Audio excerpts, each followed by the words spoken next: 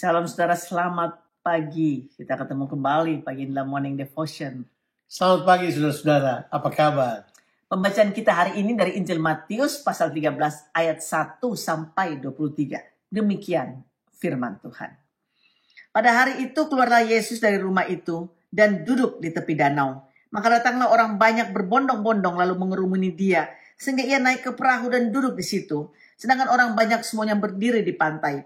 Dan ia mengucapkan banyak hal dalam perumpamaan kepada mereka. Katanya, adalah seorang penabur keluar untuk menabur. Pada waktu ia menabur, sebagian benih itu jatuh di pinggir jalan. Lalu datanglah burung dan memakannya sampai habis. Sebagian jatuh di tanah yang berbatu-batu, yang tidak banyak tanahnya. Lalu benih itu pun segera tumbuh karena tanahnya tipis. Tapi sudah matahari terbit, layulah ia dan menjadi kering karena tidak berakar. Sebagian lagi jatuh di tengah semak duri. Lalu makin besarlah semak itu dan menghimpitnya sampai mati.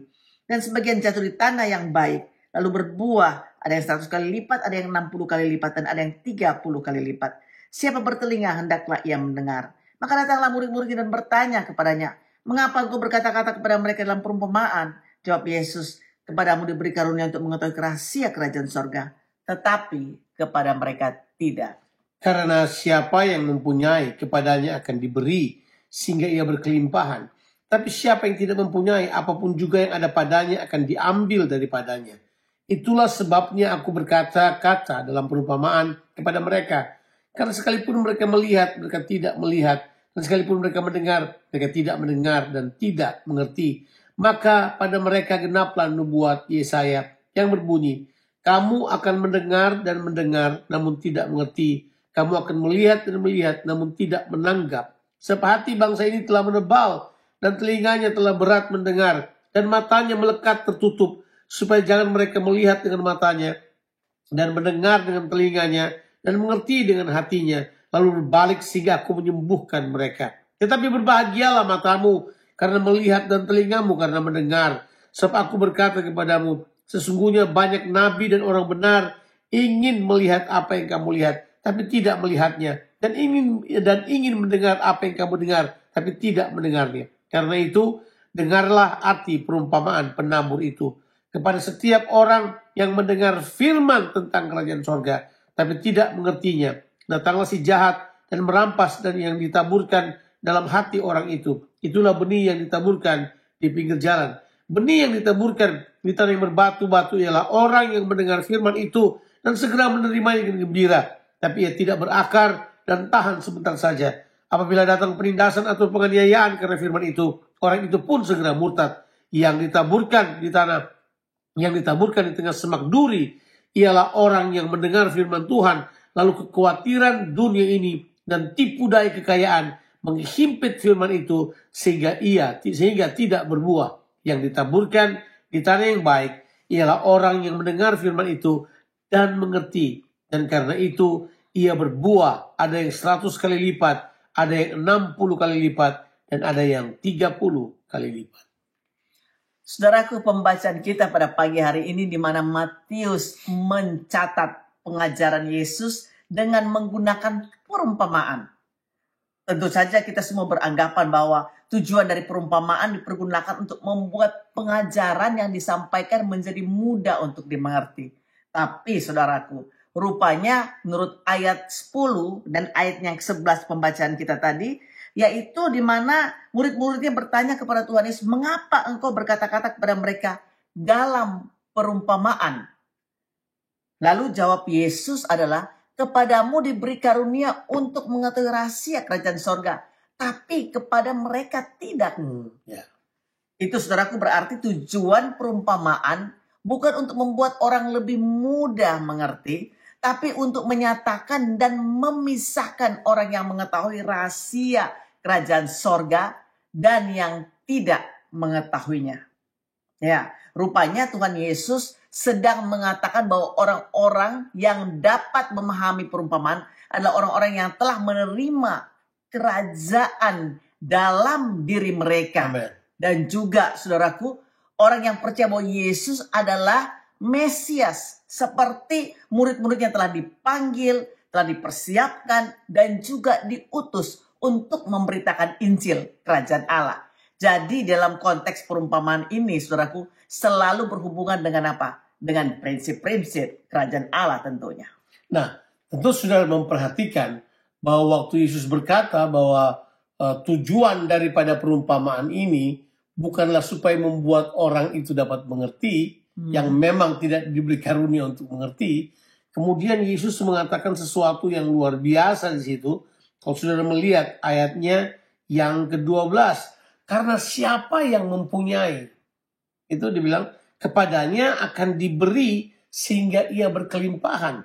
Dan siapa yang tidak mempunyai, apapun juga yang ada padanya akan diambil daripadanya. Ayat ini menyatakan kepada kita sebenarnya apa yang kita punyai itu sangat menentukan. Dan apa yang tidak kita punyai itu akan merupakan sebuah ancaman dalam kehidupan kita. Itu berarti pertanyaannya, punya apa atau tidak punya apa kan? Ternyata di sini menurut yang Yesus katakan, ini kalau saudara memiliki kerajaan Allah, semuanya akan ditambahkan kepadamu. Itu saudara kita. Kalau saudara tidak memiliki kerajaan Allah, apa saja yang kau miliki akan diambil daripadamu. Sebab kalau bukan Tuhan yang memerintah kehidupanmu, yang memerintah kehidupanmu adalah si jahat. Dan Alkitab sudah berkata, iblis datang untuk mencuri, membunuh dan membinasakan. Maka semuanya diambil daripadamu. Tuhan Yesus menawarkan, hey, terima pemerintahan Allah dalam kehidupan kita. Hal tersebut adalah hal yang luar biasa. Ya, saudaraku, tentu saja juga kita mengalami bahwa perumpamaan ini berbicara tentang seorang penabur yang dimaksudkan adalah Tuhan Yesus sendiri. Jadi benih yang ditabur itu adalah firman kerajaan. Sedangkan 4 jenis tanah yang sudah kita baca tadi, yaitu jenis tanah di mana firman Tuhan itu jatuh di pinggir jalan, jatuh di tengah semak duri, jatuh di tanah yang berbatu-batu, dan juga jatuh di tanah yang baik. Ini merupakan jenis respon daripada hati manusia yang menanggapi, saudaraku, Injil Kerajaan Allah. Jadi kalau saudara perhatikan di sini, bagaimana narasi Matius masih saja menghubungkan kisah ini dengan peristiwa yang terjadi di akhir pasal 12 pembacaan kita yang sebelumnya. Di mana Tuhan Yesus sedang berkata untuk orang Farisi yang menolak dia, bahwa, kenapa saudaraku, mereka ini melakukan semua fitnah itu karena faktor ini. Faktor itu adalah hati mereka atau tanah hati mereka yang tidak baik itu, atau tanah hati mereka yang buruk itu. Itulah sebabnya mereka tetap tidak mengerti perumpamaan yang Yesus sampaikan. Yesus luar biasa sekali mengatakan hal tersebut. Sekali lagi dia mau mengatakan bahwa orang-orang Farisi itu sebenarnya mereka tidak memiliki karunia untuk dapat mengerti kerajaan Allah. Makanya mereka terus menolaknya. Alasannya karena hati mereka jahat dan menolak kerajaan Allah. Itulah sebabnya Alkitab memberitahukan kepada kita, kalau saudara baca, ini seperti menggenapi nubuatan Nabi Yesaya tentang orang Israel yang menolak kedatangan Tuhan Yesus. Makanya dibilang begini, mereka mendengar dan mendengar, tapi mereka tidak dapat mengerti. Mereka melihat dan melihat, tapi mereka tidak dapat menanggap. Sehingga kemudian Alkitab berkata, sampai mereka datang kepada Tuhan dan Tuhan menyembuhkan mereka. Ini adalah satu nubuatan bahwa Tuhan tetap menantikan umatnya untuk dapat menerima dia sebagai raja. Nah, di ayat-ayat ini Alkitab berkata, sebenarnya apa yang dilihat oleh mereka, tanda-tanda pengajarannya, itu dirindukan untuk dilihat oleh para nabi. Mereka ingin untuk melihatnya, tapi mereka tidak dapat mengertinya. Benarlah arti perumpamaan itu, bahwa jelas yang jatuh di pinggir jalan itu adalah orang yang mendengar firman Tuhan, tapi tidak mengerti, diambil oleh si jahat. Yang lain dengar firman Tuhan, terlalu bergembira, tapi tidak berakal. Artinya itu tidak berbuah dalam kehidupan mereka. Dan biasanya orang tidak berbuah karena tidak mengerti juga. Dan apa yang paling luar biasa adalah, yang berikut adalah, kalau mereka jatuh di tanah yang semak duri, itu dibilang kekayaan dunia ini menghimpit benih itu, sehingga benih itu tidak bertumbuh dan tidak berbuah. Yang luar biasanya begini, bagi yang tanah hati yang baik, simple, dia terima dan dia mengerti. Haleluya. Mengapa dia mengerti? Karena dia menerima, dia menerima firman Allah, dia menerima firman kerajaan, dia menerima bahwa Yesus adalah Tuhan, dia menerima pemerintahan Allah dalam kehidupannya. Makanya dia mengerti dan dia berbuah 100 kali lipat, 60 kali lipat, Ya. dan 30 kali lipat. Saudaraku, mari kita memiliki respon hati yang baik untuk menerima firman kerajaan dan sungguh-sungguh menjadikan Tuhan Yesus sebagai Raja yang berdaulat penuh dalam kehidupan kita. Mari kita satu di dalam doa. Bapak, terima kasih buat kebenaran firman-Mu pada hari ini Tuhan. Kami bersyukur Tuhan. Kami mau menjadi pendengar firman Tuhan dan melakukan firman Tuhan itu dalam kehidupan kami. Firman Tuhan yang jatuh dalam hati kami Tuhan. Kami mau Tuhan Yesus tidak jatuh di pinggir jalan atau tanah yang berbatu di tengah semak duri. Tapi kami percaya Tuhan, firman Tuhan jatuh di tanah yang baik. Sehingga Tuhan itu boleh bertumbuh berbuah dan boleh menghasilkan buah-buah di dalam ketekunan. Kami bersyukur kepadamu buat anugerah-Mu yang besar. Buat semua kami Tuhan yang mendengar morning devotion pada pagi hari ini. Berkatilah Tuhan dalam nama Yesus.